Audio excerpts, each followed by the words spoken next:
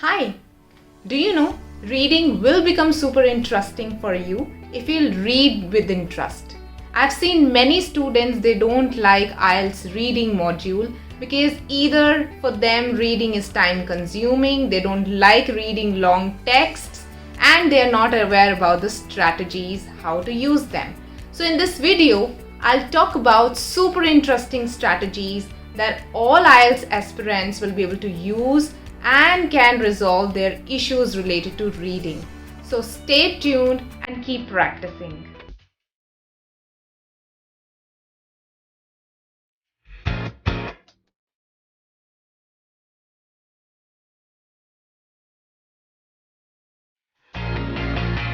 All right, if you want to elevate your scores in IELTS reading module, you need to practice. Practice will definitely make you perfect.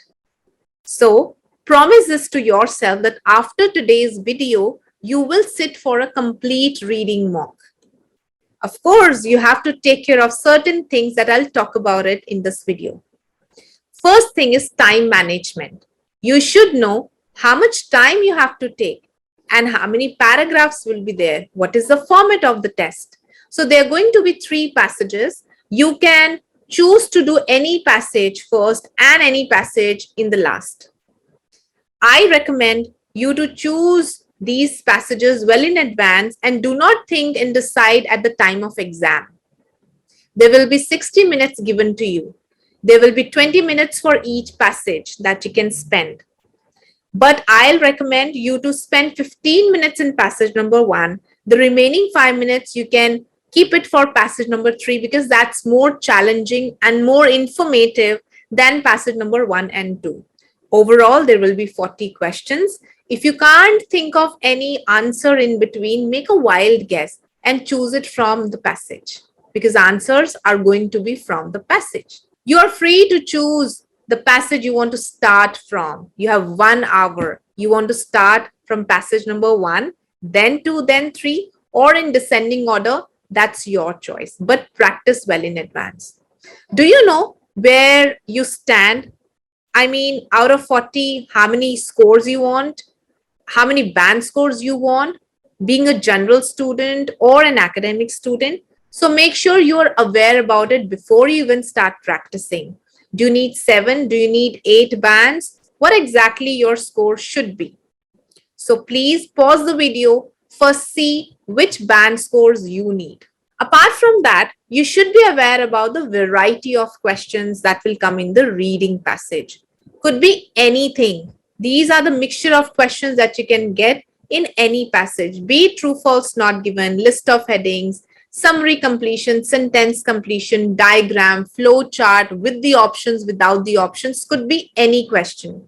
So make sure you are well prepared about all these questions in the reading passage. Now, let's see what is the comparison between CBT and PBT. Students who are going for computer-based test, they can easily highlight on the screen. It's a myth that they can't highlight. And you cannot sit at home and give the test for CBT. You have to go out and a certain venue will be provided to you, and you have to give this test on the computer, on the desktop. The headset will be provided to you. You can easily scroll the passage up and down and the questions up and down, and these are side by side. Paper-based students, you have to write your answers on the answer sheet. You will not be given any extra time to transfer the answers. You have to do this within 1 hour.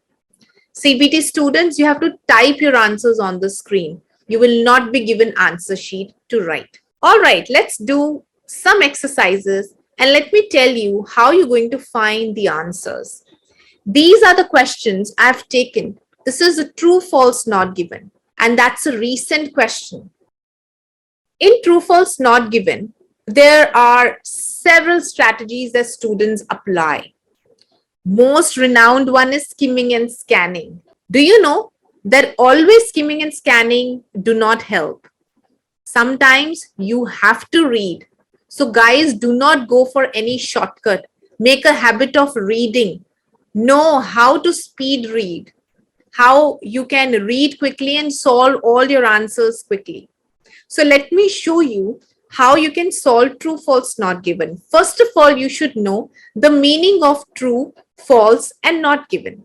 When you say the something is true, you're talking about the meaning of the statement is true. The meaning of the statement is given in the passage, then you write it's true.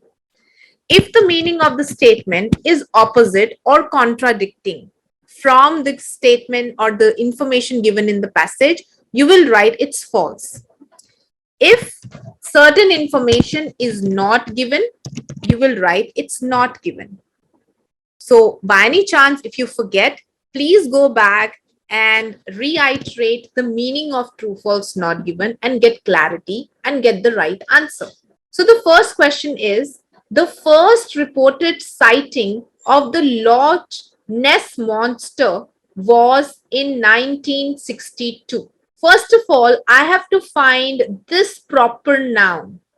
Where is it located? I can see it's located at many places, but where they're talking about the first reported sighting, I have to see. I'll quickly skim and scan. I have to move my eyes for a particular proper noun or any particular number or any keyword I have. So it's better to read the question, understand the meaning, underline the keywords, and find it in the passage. I could see this information is given here. The first sighting of Nessie was as far back as 565 AD. Now, rest of the statement is given. The only contradiction is the numbers that you can see. So this statement will not be true. Is it not given? No, it's there. I cannot write not given. My answer is going to be false. So that is how you identify which answer is false, which answer is not given. I want you to do rest of the questions. These are the paragraphs. So what are you going to do? You will read the question, you will understand the meaning, and you will find it in the passage. Not only the meaning, but these keywords will help you a lot. So skimming and scanning will definitely help you here in most of the questions of true, false, not given, provided that you know the difference between true, false, and not given. And by any chance, if you get confused, please remember and ask yourself what exactly the meaning is. And you can ask this question from yourself and you'll get an idea.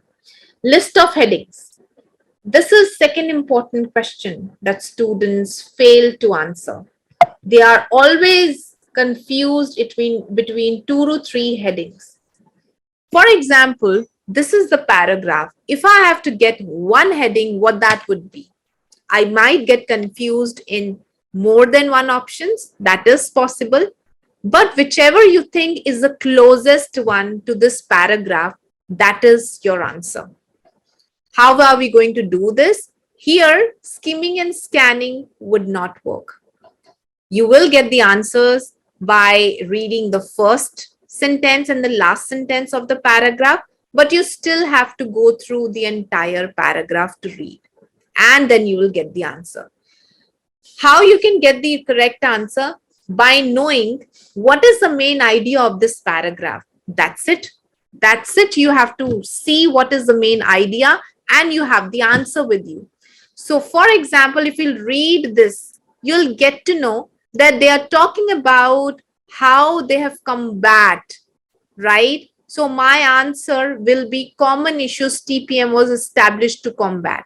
So you will see there are issues written here. The first is that unscheduled maintenance required on essential machinery.